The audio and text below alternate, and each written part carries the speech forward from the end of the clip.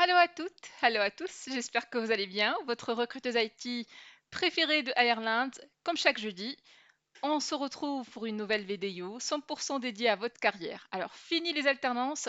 Cette semaine, il y a un recrutement qu'on a ouvert qui m'a trop inspiré pour la vidéo de cette semaine. Je vous cache pas, cette semaine, on avait un besoin pour un ingénieur cloud DevOps et en triant des CV, j'ai découvert qu'il y a pas mal de CV qui ont les mêmes erreurs et qui fait que ces CV passent à côté malgré les compétences qu'il y a dedans. Donc, on va parler d'un sujet qui pique un peu, hein. C'est-à-dire ce moment où un bon profil technique passe à côté à cause d'un CV, d'un mauvais CV, ça fait vraiment mal au cœur et ça peut vous priver. Un CV mal structuré, ça peut vous priver une grande chance, hein, de présélection.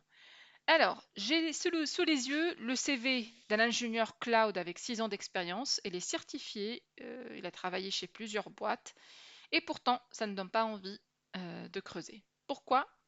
Je vais vous parler des 3 erreurs fatales à éviter absolument que cette personne a commises. Alors, avant d'aller plus loin, je tiens à vous dire que le CV a été refait par mes soins afin d'éviter que cette personne soit reconnue. Bien sûr, elle était anonymisée. J'ai enlevé toutes les informations qui peuvent dévoiler l'identité de cette personne afin de garantir le respect de ses données personnelles. Alors, erreur numéro 1, des expériences mal structurées. On ne distingue pas clairement les missions, les clients, les durées et même les localisations. Et ça, c'est une erreur qui peut détruire un CV. Ne serait-ce que dès la première fois, hein, quand on ouvre ce CV, on constate tout simplement qu'il n'y a aucune indication sur même le type d'expérience. Est-ce qu'il s'agit, euh, je ne sais pas, il s'agit d'une alternance, d'un stage ou d'un CDI ou une mission en freelance, on ne sait rien. On ne sait rien carrément. C'est vrai que j'ai enlevé les noms des sociétés, je ne vous le cache pas, mais des sociétés multinationales, moi je ne peux pas découvrir s'il s'agit d'une mission qui a été à Paris ou dans un autre pays. Donc il vaut mieux m'indiquer sur euh, dans quel pays a été réalisée cette mission. Alors, ce qu'il faut faire, c'est mettre une structure claire, client, période par exemple, de juin 2021 à février 2022, je dis n'importe quoi, hein. Alors, erreur numéro 2, il y a trop de texte, pas assez de blocs lisibles. Franchement, euh, moi j'ai condensé, hein, j'ai essayé euh, de minimiser le maximum des textes pour ne pas euh, comment dirais-je, j'arrive pas à trouver le mot, pour ne pas vous fatiguer les yeux, voilà, avec beaucoup d'écriture, ça sert absolument à rien. Mais par contre, j'avais beaucoup de texte, hein, et je vois pas en fait un bloc sous chaque mission. Là où on voit par exemple environnement technique, deux points, je dis n'importe quoi. Environnement technique sous chaque mission, je veux voir moi et tous mes confrères et mes consoeurs, vous pouvez même les poser des questions à ceux qui peuvent vous répondre. Sous chaque expérience, je préfère voir ça. Environnement,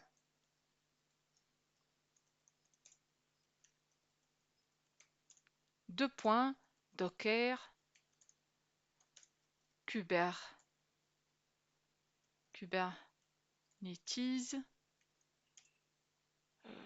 je sais pas, CI, CD, AWS, par exemple. OK? Donc c'est ce qu'on souhaite voir, nous, en tant que recruteurs. On ne va pas lire le CV entier pour savoir si vous êtes expert Kubernetes ou non. En toute honnêteté, je vous le dis, on ne peut pas lire tout un CV avec tous les détails qu'il y a dedans. Donc s'il vous plaît, faites trop attention à ça. Essayez de mettre sous chaque expérience l'environnement technique, comme ça vous économisez l'énergie et le temps pour le recruteur qui sera ravi de fouiller dans votre CV pour trouver sa quête. Alors, L'erreur numéro 3 et la dernière que je vais citer, ben, enfin, je vous le cache pas, il y a pas mal d'erreurs sur chaque CV que j'ai rencontré, mais aussi je ne vais pas vous les citer tous, hein. Je vais pas citer toutes les erreurs parce que nous n'avons pas le temps et puis c'est pas l'objectif. L'objectif c'est de vous dire les 3 erreurs phares. Alors, je vois aucune contextualisation ni valeur ajoutée sur des missions. C'est-à-dire le CV liste des tâches techniques de manière brute, sans expliquer le contexte projet, les objectifs ni les résultats concrets. Voilà. Regardez, déploiement, création, automatisation, c'est des tâches courtes comme ça, euh, sans délivrables, sans préciser les livrables et les projets précis, sans préciser les tâches, la contribution, est-ce que c'est du run chez des builds? Euh, c'est ça ce qu'on veut voir, hein. Donc ce qu'il faut faire, c'est présenter chaque expérience comme une contribution à un projet réel, pas comme une simple liste d'actions. On doit savoir impérativement pourquoi vous avez fait cette tâche. Est-ce que c'est un besoin métier ou technique? Ce que vous avez changé, ce que vous avez amélioré, votre valeur ajoutée. On veut voir ça sur le CV pour avoir une bonne raison pour vous contacter pour un entretien.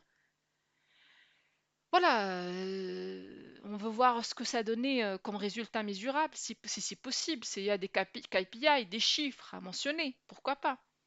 Exemple, automatisation du déploiement applicatif avec Ansible dans un contexte de migration vers AWS, gain de temps estimé, moins 30% sur les mises en production, par exemple. Là, on comprend bien votre rôle et le projet, votre impact. Par exemple, j'ai cité une seule tâche bien structurée.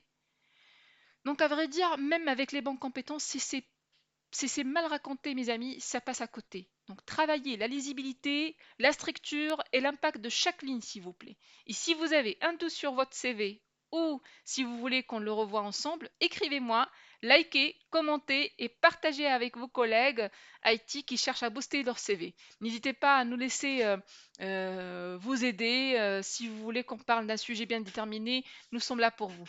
Je vous dis à très bientôt, à jeudi prochain et à très vite. Au revoir.